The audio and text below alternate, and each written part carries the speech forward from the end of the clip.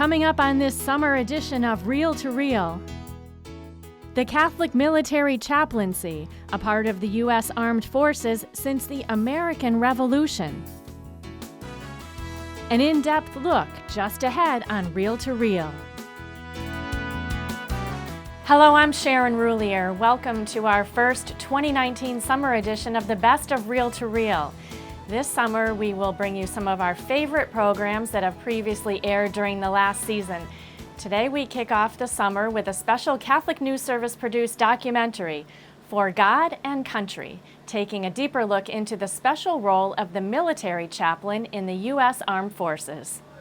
Check static lines. Land.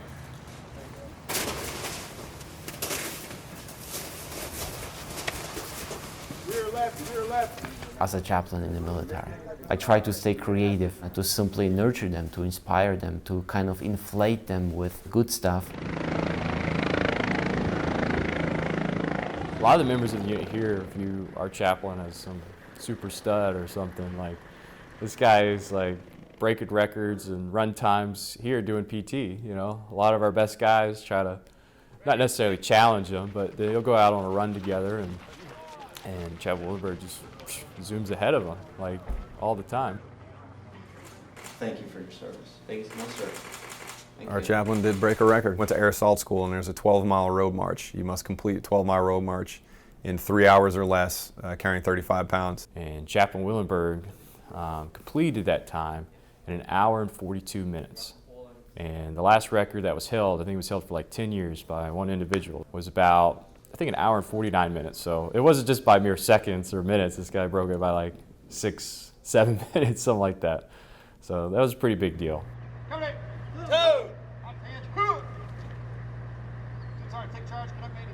It makes everyone feel extremely proud, and again, not just because he's the chaplain, but somebody that can go that far and be that fast and do that well and win these honors and these awards and things. That's fantastic. Anyone that can be associated with somebody like that as a member of their unit, it definitely fills them with pride. If my soldiers get inspired by it, that's great. I think that part of my job was nurturing the living, providing that inspiration. If I can be the source of that inspiration, I'm all for it. But it's not me in the end. Yeah, I think God blessed me with good health and certain abilities. Therefore, like, to Him is glory. But if my soldiers get inspired by it, that's wonderful. He's also extremely fit. There's not many people in this battalion that can keep up with Father Willenberg on a run or at any PT event, really. It's his passion, you know. He really loves and enjoys, you know, working out, especially when it comes to endurance races or marathons or anything like that sort. Definitely helps to be fit when you're a chaplain. Somehow being able to keep up with your soldiers or maybe challenge them from time to time when it comes to physical abilities somehow opens the doors for ministry. I can recall so many situations when during our PT session I have a soldier coming up to me and starting a conversation about simple PT stuff that would turn into something greater. They will open up and the conversation will go completely off topic, away from physical training, will go to something that they actually want to talk about to the chaplain. Because they don't need me as another officer. They don't need me as a drill sergeant. They don't need me as somebody who will sometimes, you know, push them to their limits, but they definitely need me as a chaplain. That's how I see my role. And if I can inspire them in any way by my physical attributes, abilities, that's wonderful. But I simply use that gift as a way to minister to them on numerous occasions. So they're keeping us safe. So I invite you now to pray with me in your own faith tradition. Let's pray.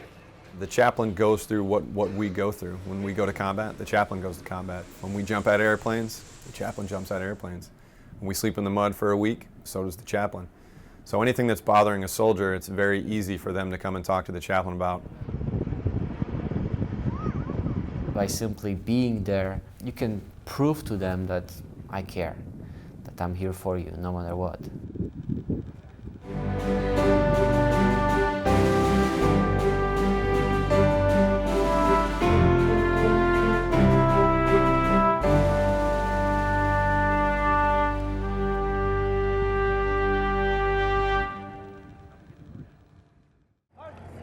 Military chaplains have had a presence in the armed forces of the United States since the American Revolution. In order to serve as chaplains in today's Army, Air Force, Navy, Marines, and Coast Guard, Catholic priests must be trained specifically for that duty. So the first 4 weeks of their course are basically basic training.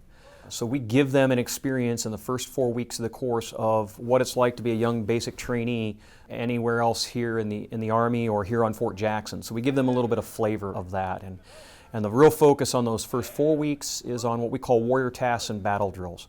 We're teaching them how to be soldiers. We begin the soldierization process with them and turning them from civilian clergy into Army chaplains.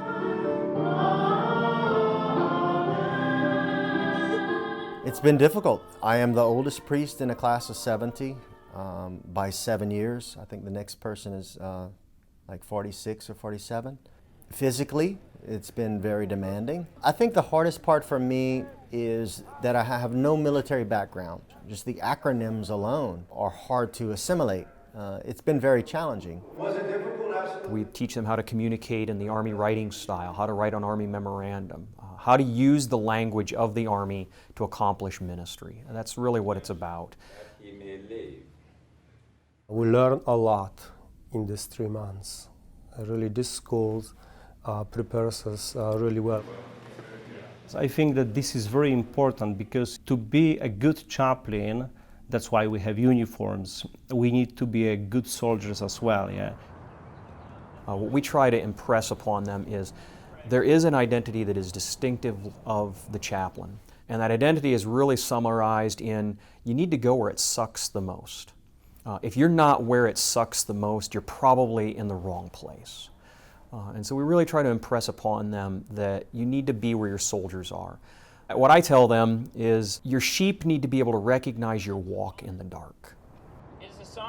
Catholics make up about 1/4 of the 5 branches of the military. We make up only 8% of the chaplain corps. So there is a tremendous gap between the need for Catholic priests and their presence, their actual presence in the military.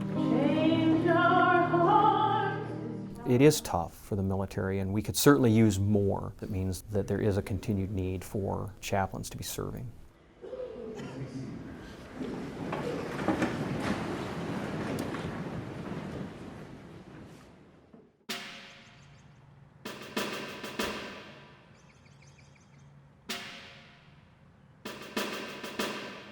When you're a military chaplain, you are going to be dealing with some unique challenges that families in a civilian parish are not dealing with.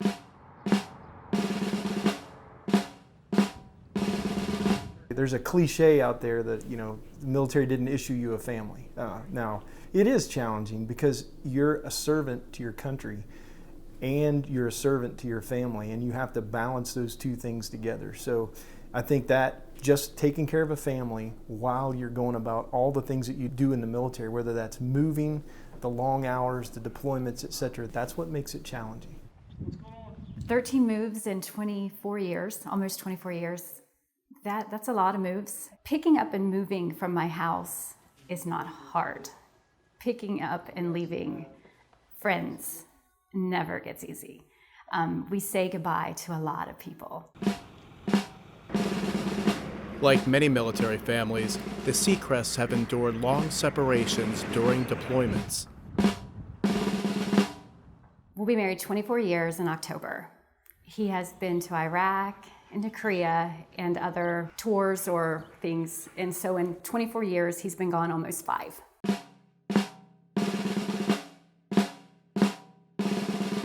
And then there's, always going to be issues with essentially a single parent raising kids. Even though they're not a single parent, they might as well be when their spouse is out in the field.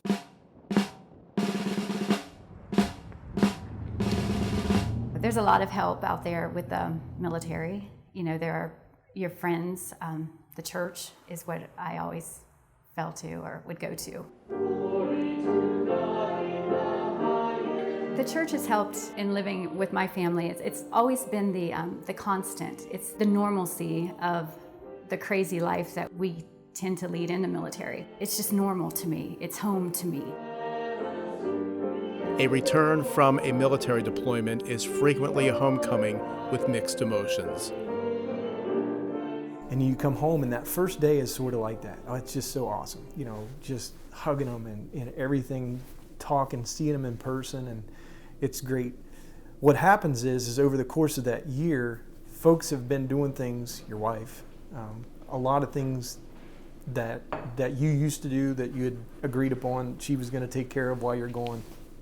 You come home and you want to start helping and you start, you know, integrating back in. Well, it doesn't actually work like that because now they're uncomfortable because you're kind of getting in their way with stuff. It's not to hurt him or belittle him, but it's much easier to do it myself than to sit and explain it and make a list. And so there's always communication issues, I think. And so, you know, the Chaplain Corps here, we do a lot of programs just to help couples learn to communicate better and to help families communicate better. So I've learned to take the time and make the list and explain it to him because he appreciates it a lot better to be a part of the family instead of watching the family.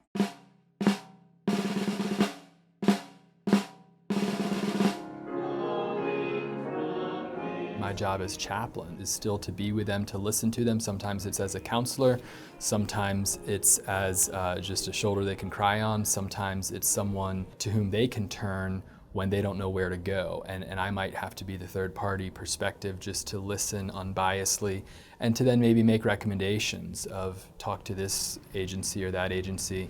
You know, we have over 100 helping agencies in the United States Air Force that are designed to keep our airmen and our families fit. We just simply wouldn't be the same in a bad way. We would not be the same had we not had that support that the church gives us.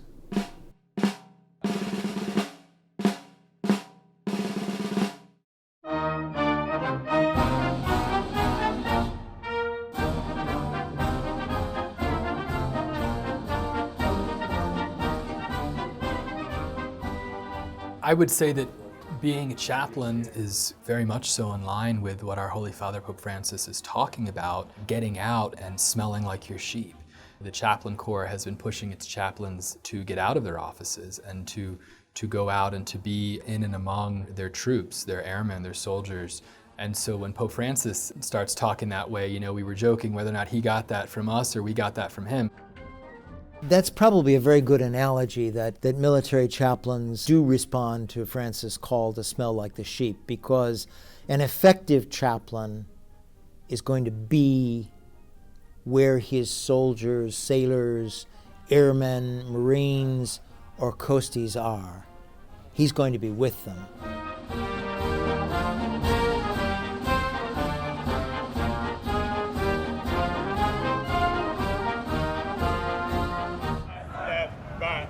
Sometimes during the rock march, sometimes during PT or after PT, sometimes waiting on the harness shed as we waiting to jump or waiting on the drop zone for the buses to pick us up. And there'll be situations when I'm approached by the paratrooper or soldier saying, "Chaplain, I would like to talk." And those, most of the time, are quite powerful conversations. And it's truly humbling to be an instrument in God's hands in those conversations and provide different outlook. Provide motivation, provide maybe not a solution, but pointing them into the right direction when it comes to making life-changing decisions on different issues. You know, as a parish priest, you know your parishioners, but you know, you're not sleeping in the same tent with them, you're not sharing the same risks as them, whereas in the Army, you know, you get to know them even before the deployment begins. And so I think in that way it is very different because you have a shared experience, and I would say that shared experience is amplified when combat is involved.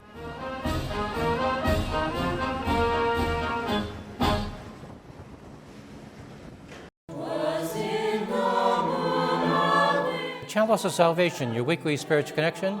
I'm Pastor's Brother Terrence Gallon, your Chalice host, inviting you to take time out of your busy day and join us Sunday morning. We welcome Father David Raymond as our Mass presider as we celebrate together the 15th Sunday in Ordinary Time. The Chalice of Salvation, your spiritual connection, Sunday mornings at 10 on 22 News, and coming up next on Fox 23 WXXA.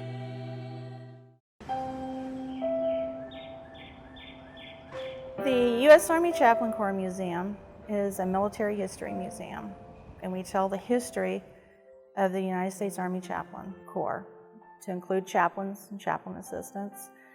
We began with, of course, Martin of Tours, where we get the origin of the word chaplain. Of course, the Revolutionary War, and it's laid out by major military conflicts: Revolutionary War, Civil War, World War I, and it all goes all the way to current, to modern times.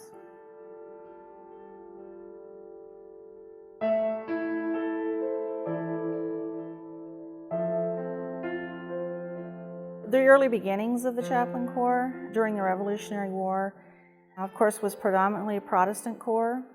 There was one Catholic chaplain who served. He was French-Canadian. When Benedict Arnold invaded Canada, he joined their cause and came back to America with them, and he was well over 60 years of age and served most of the war, so he's known as our first Catholic chaplain.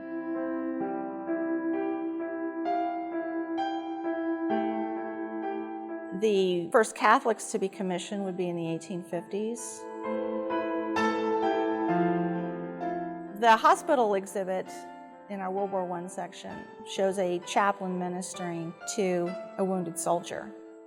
Not only does it show the chaplain caring for that soldier, but it also displays that a chaplain will minister to all soldiers, regardless of denomination. He may or may not know the denomination of the soldier he's ministering to, but it doesn't matter. They're there to help all soldiers spiritually.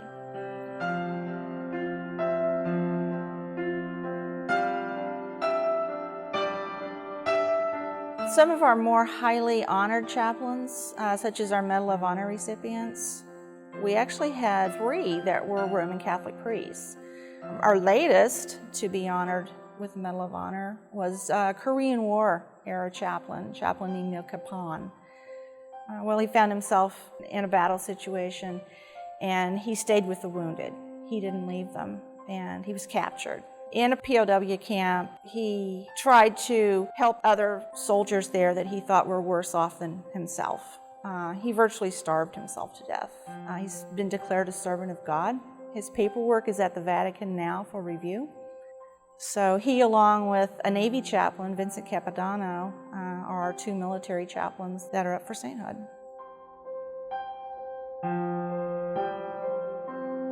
There are several stories throughout the museum that show the compassion and the willingness of chaplains to stay with their soldiers. They nurture the living, care for the wounded, and they honor the dead.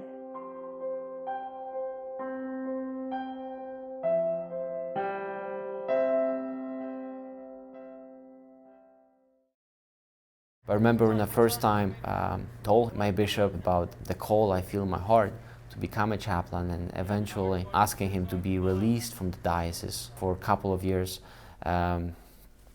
I met a little bit of hesitation on his side. I didn't respond to it right away. We do have a priest shortage for sure. My primary responsibility as a bishop, of course, is to my own diocese, my own diocesan church. Bishops need priests to run the parishes, to work in all different assignments within the diocese. I wanted him to think about it, and I wanted to think about it myself. So we took several months to think about it before he asked me the second time. And that was the point at which we got more serious in consideration, because it is, first of all, a big step for him. You know, he's come here from Poland, but for him to go into the military service would be another big change for him. So it was a significant step for him, one that would involve his commitment for a good number of years, but also, again, a very significant sacrifice for our own diocesan church to lose the availability, the ministry of a fine young priest like Father Luke. When a priest leaves the diocese, everyone feels the impact. beginning with the local parish that young man was a part of. People really get attached to their priest. He doesn't feel like a priest. It feels like you're talking to a friend, which I think makes it a lot easier. And he is really good at tying your faith into it without kind of feeling like, oh, I'm talking to a priest. He feels like just a normal guy. When a man leaves to go into extraordinary ministry, it's felt first at the parish level. It's also felt at the diocesan level. It's felt among the presbyterate, the brother priests that he has. Everyone feels it in a particular way. In the last 7 years, we've had 45 priests retire from active ministry. In the same time, we've lost 8 other priests for various reasons, through death or illness or leave of absence and so forth. In that same time, we've lost those 53 priests. We've only had 15 ordained. So we've had a net loss of 38 priests in the last 7 years in our diocesan church. And that will continue to be a challenge going forward because we have so many priests who are reaching the retirement age or experiencing poor health after the age of 70. So every year we will have perhaps 3 or 4 or 5 priests retiring, but only 1 or 2 or maybe 3 priests ordained. You know, there are people from Rhode Island who are in the military. And so the idea of, I think, a bishop giving up someone to the military ordinariate is, you know, just a kind of recognizing that he wants to be of service to his people as those people go on and move on into service-related positions, you know, all over the world. But that's a challenge I think a bishop often has to face, trying to balance the needs of the local diocesan church while also recognizing the fact that we are always part of something larger and we have some obligations to the universal church as well, whether it's in military service or releasing a priest to serve in a seminary community somewhere or to do some missionary work. But that's a tough decision sometimes, and something we have to think about and pray about very carefully. It took some prayer and some convincing to actually convince him to the point when he said, yes, you can start pursuing that call. I know that you are serious about it, and I believe that's where God wants you to be at this part of your life. Bless the chosen shrine, wherein the architect divine, whose hand contains the earth and sky.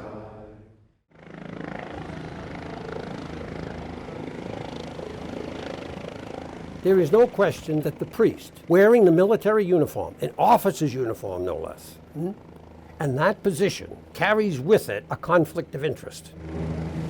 The military chaplaincy is a major spiritual and moral problem in the church. The big untruth of Christianity, Catholicism, Orthodoxy, Protestantism, evangelicals, and that untruth is that one can move logically from the teaching of Jesus to participating in the activities of war, killing, maiming, murder, deceit, etc. It can't be done. There is no logical way for moving from the teachings of Jesus to what the church has called the just war theory. How can a Catholic priest serve in an institution like the military that sanctions war and killing? I don't think they should be serving in the military. I don't think they should be getting a paycheck from the military. We do understand that, while God would never desire a war to be fought, sometimes what is good, what is true, what is beautiful requires us to defend it. And for the men and women who have decided to make that sacrifice, very often they're the ones that are in most need of pastoral care, because they've had to make hard decisions that require them to defend what's true and good and beautiful. So the chaplain's there to always be there for their soul, for their spirit, and to provide the care and comfort that they very often need. I'm all in favor of giving people the sacraments under any circumstance, but you also have to say that you cannot kill another member of the body of Christ. Can't do it. It is in this place where chaplains are most needed. In the midst of violence and war and chaos, there is one person in the unit, one person in the organization who represents God's peace. I think that's why it's so important. I think the other reason is that chaplains can help in those situations serve as as a moral barometer of sorts. And so it's necessary for chaplains to serve in the armed forces precisely because of that. Our commanders do need that guidance. Our soldiers do need that moral guidance. If they weren't part of the structure, they would have no access to the commanders at all. They wouldn't even be able to raise a moral question because they'd have no contact. The fact that priests are embedded in the military allows them to make a difference at the highest level. My primary vocation, even before being ordained, has been to call the churches back to following what is there in the gospel, Jesus' teachings of nonviolent love of friends and enemies. The church exists to save souls. The last canon of canon law reads, "The supreme law of the church is the salvation of souls." Nothing is more important than that. What is being communicated by the larger church, which its use of a just war theory, not dogma, and by the military chaplaincy is that going out, putting a bayonet in someone's kidney, slitting someone's throat, burning someone's face off with a flamethrower is the way to be saved, is the way to eternal salvation. That is an outright lie. That is utterly logically inconsistent with anything Jesus ever taught or could have taught. Therefore, the military chaplaincy, from that perspective, is a major, major problem, the only solution of which is to eliminate it.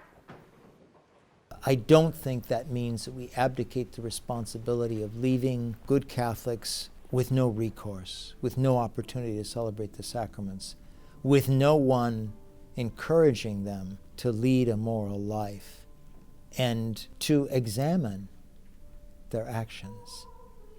If we pull out from all contact with the military, I think we're a little bit like Pontius Pilate, who washes his hands in the face of evil.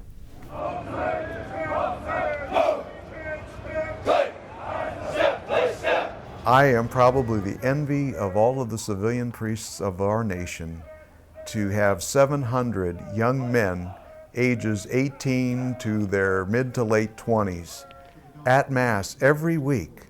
Tremendous opportunity to spread the good news, the message of the gospel to these young men. Almighty, ever-living God, who restore us to eternal life in the resurrection of Christ.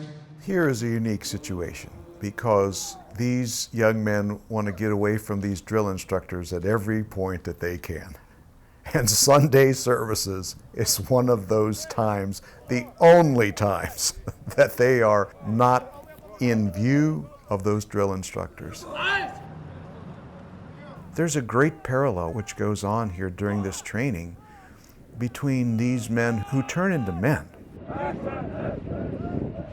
I believe all of the priests are praying that they turn into Catholic men. At some point in all of our lives, we start to relate to God as adults rather than children. I hope that that happens here in large part.